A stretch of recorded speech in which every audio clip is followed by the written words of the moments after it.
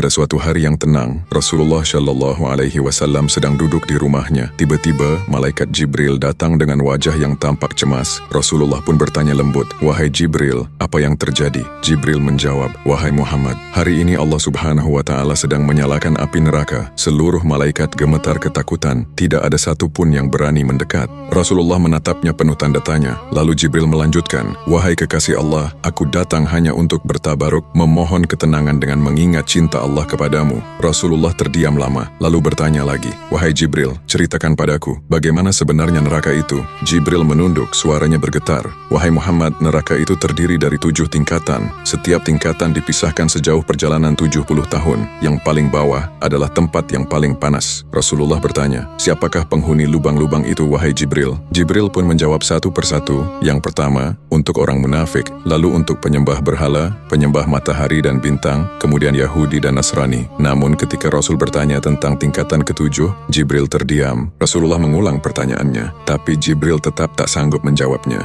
Hingga akhirnya, dengan suara lirih Jibril berkata, "Umatmu, wahai Muhammad, mereka yang berdosa besar, yang meninggal sebelum sempat bertaubat." Mendengar itu, Rasulullah langsung pingsan. Tubuhnya jatuh dalam pelukan Jibril. Air mata malaikat pun menetes ke bumi.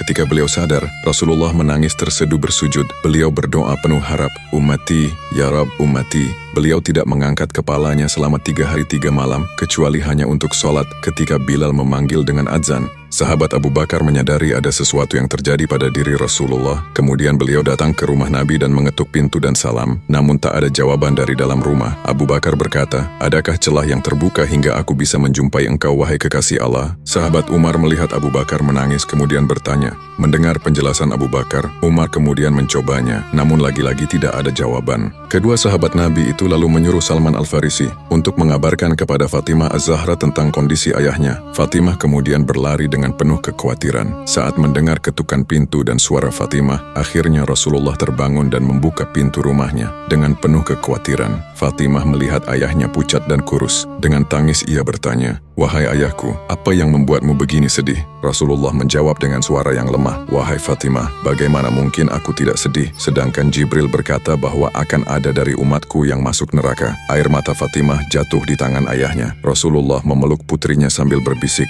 "Wahai anakku, aku tidak rela satupun dari umatku binasa." Sahabatku, Rasulullah mencintai kita lebih dari dirinya sendiri. Beliau menangis agar kita selamat dari api neraka. Maka balaslah cinta itu dengan istighfar, taubat, dan salawat. Karena kelak, engkau akan bersama dengan orang yang engkau cintai. Semoga kita termasuk umat yang mendapat syafaat beliau. Allahumma shalli ala Sayyidina Muhammad wa ala ali Sayyidina Muhammad.